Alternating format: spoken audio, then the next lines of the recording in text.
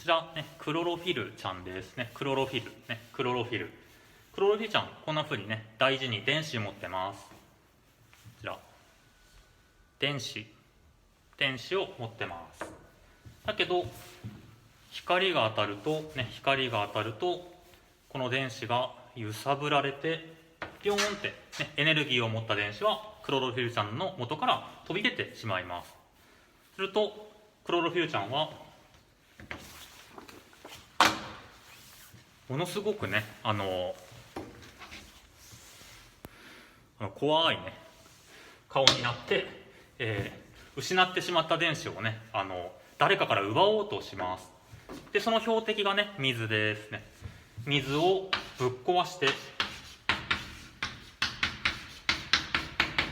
そしてね、水をぶっ壊して取り出した電子を再びクロロフィルちゃんは得てね、また落ち着くことになります。こちらが光化学系に設置されている、ね、クロロフィルちゃんでした。